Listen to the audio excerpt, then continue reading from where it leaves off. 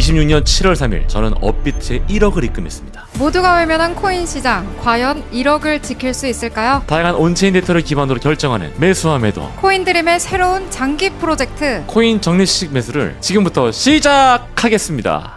안녕하세요. 코인드림의 아나운서 구혜림입니다. 안녕하세요. 온체인 남자 데니입니다. 네, 데니님. 네. 드디어 오늘 네, 새로운 콘텐츠 시작하잖아요. 적립식 매수 이제 들어가게 되는데 네. 저희가 어떻게 진행이 되는지 간단하게 설명 부탁드릴게요. 네, 우선 평일 기준입니다. 주말 제외하고 40일 약 한 2달 좀 넘는 시간일 텐데 비트코인을 매일 0.025개씩 매수를 할 거예요. 그리고 솔라나는 매일 1개씩 현물을 매수할 겁니다. 그래서 이 현물을 기반으로 담보를 채워서 레버리지를 솔라나는 2배 그리고 비트코인을 3배를 진행을 할 겁니다. 그래서 지금 현재 비트코인은 한 0.1개 정도 매수한 상황이고 솔라나 같은 경우는 5개 정도 매수를 한 상황이고요. 장기적으로 2, 3개월 정도는 계속 매수할 거다. 또 솔라나 같은 경우는 제가 계속 매수할 거예요. 제가 솔라나 광신도기 때문에 예, 비트코인은 너무 비싸니까 계속 못 사고 솔라나는 계속 매수할 겁니다. 그러면은 평일에 계속 매수한다고 해주셨는데 네. 라이브 방송 때 직접 보여주시잖아요. 실시간으로 어떻게 진행이 되는 거예요? 저희 맨날 8시 40분부터 이제 10시까지 라이브를 하는데 그 라이브 방송에서 어떻게 매수를 하냐면 현물에서 비트코인을 매수를 할 겁니다. 0.025 솔라나도 매수하겠습니다. 이때 제가 실수로 라이브 중에 지정가 걸어두고 취소를 해서 방송 끝나고 시장가로 다시 매수했습니다. 비트코인과 솔라나를 매수하겠습니다. 0.025 비트코인 매수 진행합니다. 자, 매수했고요. 솔은 1개, 솔라나 1개 매수했고요. 솔라나부터 1개 매수해주고 그리고 비트코인 0.0025개. 이때는 제가 0을 하나 더 붙이는 바람에 10분의 1만 매수가 됐죠. 그래서 방송 끝나고 바로 매수했으니까 오해 없으시길 바라겠습니다. 마켓으로 매수하고요. 솔라나도 매수합니다. 솔라나 1개죠. 솔라나 1개 매수했고요. 방금 보셨듯이 화요일에서 금요일 오전 9시부터 진행하는 라이브 방송에서 현물 매수와 현물 담보 포지션을 진입하고 있습니다. 참고로 제가 이제 월요일 날에는 라이브는 안 해요. 시황 방송이 올라가기 때문에 텔레그램을 통해서 여러분들께 매수했습니다. 계좌 현황들을 다 말씀드릴 겁니다. 그리고 제가 시황에서는 거의 차트라든가 뭐 거시적 내용들 저희 혜림님께서 다뤄주시는데 지금 이 컨텐츠에서 오로지 온체인 데이터만 할 거예요. 네, 그러면 저희 깊이 있게 온체인으로 더욱더 심도 있는 분석 들어갈 테니까요. 바로 함께 살펴보시죠. Let's go! 자, 일단 온체인 데이터를 분석하기 전에 제일 중요한 게 있어요. 지금 시장이 현물이 끌고 가는지 아니면 파생 시장이 끌고 가는지 중요해요. 제가 라이브라던가 이제 이런 저런 영상을 통해서 말씀드릴 때 항상 수급의 주체가 중요하다 말씀드렸는데 지금은 결론 먼저 말씀드리면 파생 시장이 주도하고 있습니다. 선물 시장이. 현물 시장은 지금 크게 거래량이 붙지 않아요. 그래서 지금 현물에 대한 데이터를 집중하는 것보다는 파생 시장의 데이터에 집중하는 게 조금 더 합리적이다라고 저는 판단을 하고 그리고 최근에 브리핑도 그랬듯이 오늘은 먼저 현물 거래량을 볼 거예요. 혜림님 차트상 보시면 현물 거래량이 늘었나요? 늘었어요. 조금 늘었죠. 근데 이 50K 기준으로 보면 50K를 지금 넘지 못하고 있는 거잖아요. 이런 경우에는 가격은 계속 올라가지만 이 정도면 좀 의미가 있는데 라는 유의미한 움직임은 보이진 않아요. 자, 지금 보는 거는 파생이에요. 파생. 볼륨이 어디가 더 큰가요? 파생 훨씬 크죠. 물론 지금 최근에 파생 거래량이 조금 죽고 있으면서 현물 거래량 조금 올라오는 건 너무 고무적인 부분들이 있는 건데 전반적으로 파생 거래가 지금까지 컸다라는 거예요. 그래서 우리가 파생 거래량이 컸기 때문에 최근에 어떤 데이터를 팔로우해야 되는지 이 조합이 되게 중요해요. 그래서 다시 정리합니다. 현물 거래량은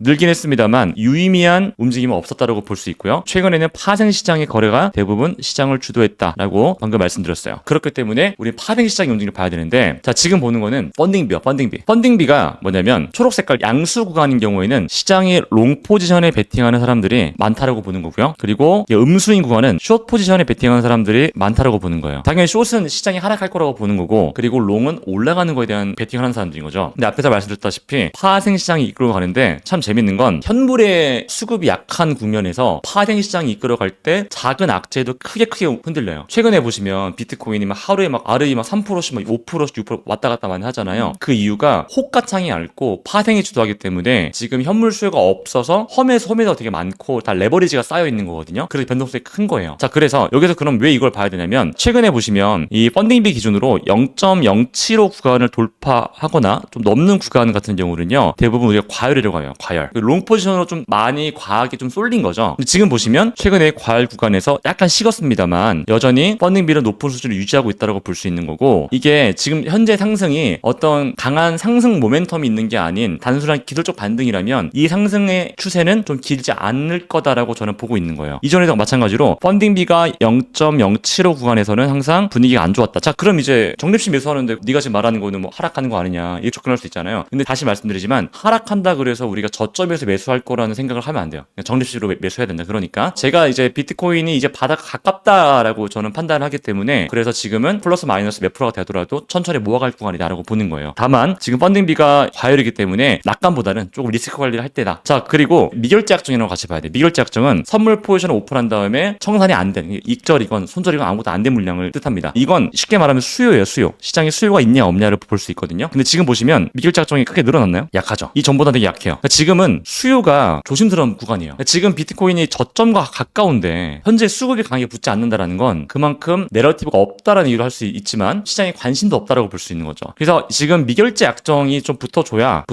펀딩비가 과열되더라도 어느 정도는 좀 신뢰도가 올라갈 텐데, 지금은 수요가 없는 상태에서 펀딩비만 과열되다 보니까 변동성이 클 수밖에 없다라는 거죠. 자, 그리고 이게 레버리지 비율이라 그래서 시장에 참여하는 참여자들이 얼마나 큰 리스크를 감수하면서 배팅하고 있냐를 보는 지표예요. 지금 보면은 고점 대비해서 조금 꺾이긴 했습니다만 여전히 높은 수준을 유지하고 있거든요. 제가 지난 브리핑에서 이 구간 때 이거 상승 가짜예요, 여러분. 이거 지금 레버리지 껴서 올라가는 거고 파생 시장이 주도하는 거기 때문에 하락할 때 구조적 붕괴가 일어날 수 있습니다라고 제가 브리핑에서 계속 언급드렸어요. 자, 그리고 난 다음에 추세 이탈 나오고 크게 하락했죠. 자, 이렇게 되면서 이제 디레버리징이 일어났고, 디레버리징은 그냥 모든 시장의 참여자들이 다 포기하고 나서 나 이제 안 해, 혹은 청산돼서 안 해, 이렇게 표현할 때 디레버리징이 일어났다라고 얘기를 하는데요. 지금 보시면 그 디레버리징이 나온 이후에 레버리지가 크게 감소하지 않았어요. 그러니까 여전히 시장은 수요는 없는 국면인데 레버리지, 즉 변동성 지표는 높다라는 거죠. 그래서 이제 정리해보면 현물, 파생, 거래량 누가 주도하고 있죠? 선물. 파생. 파생. 맞죠? 네. 그리고 파생이 주도하니까 펀딩비와 미결제 약정 그리고 레버리지를 보니까 펀딩비는 다시 과열 구간에 진입하고 있고 레버리지는 여전히 높고 수요는 여전히 없다. 그럼 전반적으로 좋지 않다고 말씀을 드리는 거예요. 그래서 이제 우리가 그럼 어디까지 단기적으로 좀 밀릴 수 있을까? 항상 여러분들이 궁금하시고 비트코인 바닥이 어딘가요? 라고 물어보셨는데, 일단 이 관련된 컨텐츠는 저희 채널에 보시면 비트코인 바닥이 어디죠? 라는 컨텐츠가 있어요. 띄워놓을 거니까 영상 보시면 될 것 같고, 가장 대표적으로 볼 수 있는 게 비트코인 실현 가격이라고 그래요. 실현 가격이 비트코인을 보유하고 있는 모든 투자자들의 평균 단가를 얘기합니다. 보통 이 구간은 상당히 중요한 가격 구간이라고 보통 얘기를 하는데 당연하죠. 모든 투자자의 평균 단가니까요. 그게 53K예요. 그럼 이제 이 53K 가면 반등이 바로 나오냐라고 또 질문한다면, 과거로 봤을 때는 실현 가격 부근에서는 조금 우리 고통을 인내했다면 좋은 매수 기회였구나, 큰 추세를 먹을 수 있는 좋은 기회였구나라고 볼 수 있다는 거죠. 이 컨텐츠 추후에 또 말씀을 드리겠지만 저는 50K까지 열어두고 지금 적립식으로 매수를 하고 있는 겁니다. 그리고 지금 현재 시장에 반등 나오는 거에 대한 의구심, 이런 국면에서는 진짜 추세가 나올 수 없습니다라고 보는 지표 중에 가장 중요한 지표인데, 단기 보유자 수익률 지표라 그래요. 우리가 단기 보유자 수익률은 155일을 두고 초과되면은 장기 보유자라 그러고요. 그리고 미만은 뭐죠? 단기 보유자죠. 과거에 이제 그 바닥이라고 했던 구간들은요, 단기 보유자들의 수익률이 다 0.95 아래를 하회했습니다. 이런 구간들이에요. 이런 구간들. 자, 그럼 보시면 예를 들어서 내가 1번 구간이라고 볼게요. 1번 구간에서 매수했으면은 추세는 먹지 못했지만 돈은 벌었죠. 2번도 마찬가지예요. 2번도. 여기도 보면은 고통의 시간이 있나 때문에 큰 돈을 벌었고요. 3번 구간 마찬가지입니다. 올라가죠. 그리고 그 다음 구간이 지금 최근 이제 ETF 승인된 이유인데 4번 구간도 마찬가지로 고통의 시간을 인내했다면 크게 수익을 보는 구간이었어요. 그리고 그 다음 구간이 여기죠. 5번 구간. 그리고 지금인데 아직까지 이 저점을 깬 이후에 패닉이 안 나왔습니다. 왜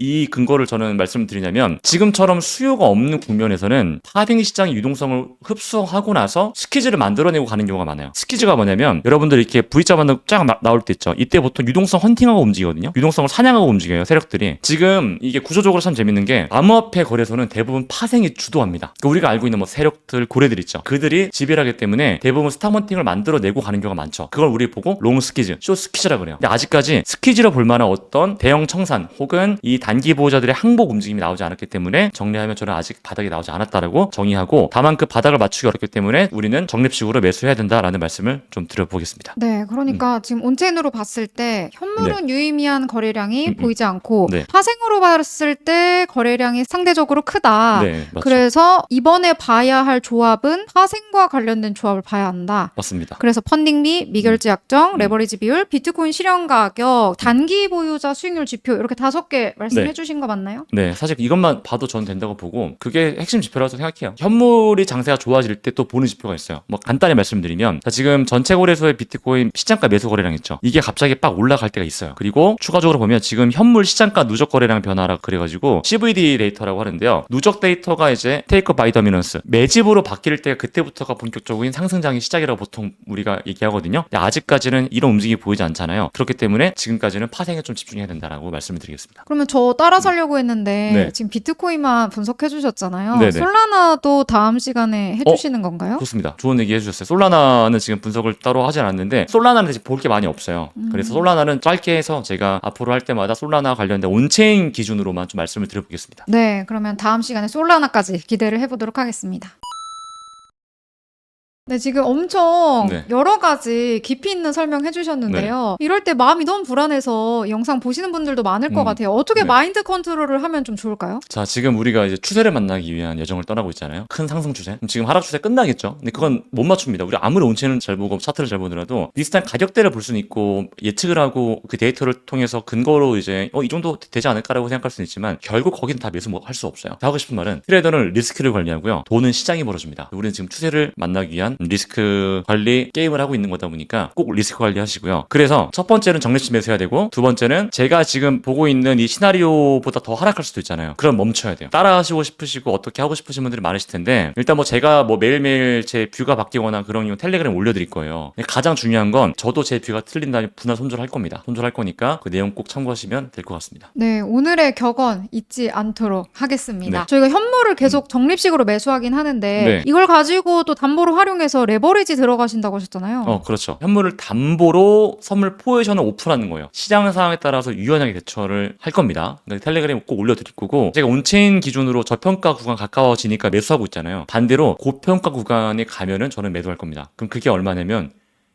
20만 불이에요. 오. 전 지금부터 최소한 4배 이상 보고 이제 진입하는 거기 때문에 그때까지 무한 홀딩을 하겠습니다. 어쨌든 20만까지도 열어두고 있으시다는 말씀이시네요. 네, 다음 사이클은 아마 그 이상이 가지 않을까. 네, 저희 콘텐츠 너무 기대가 되고 너무 재밌을 것 같습니다. 저도 좀 따라하고 싶은 마음이 생겨가지고요. 저와 같은 마음 가지신 분들이라면 계속해서 영상 확인해 주시면 좋을 것 같습니다. 그리고 고정 댓글에 텔레그램방 있으니까요. 거기서 계속 어떻게 꾸준히 매집을 하고 있는지 내용도 파악해 주시면 될 것 같습니다. 네, 그럼 저희 영상 앞으로 구독, 좋아요. 알림 설정까지 부탁드리겠습니다. 다음 시간에 만나요. 감사합니다. 안녕히 계세요.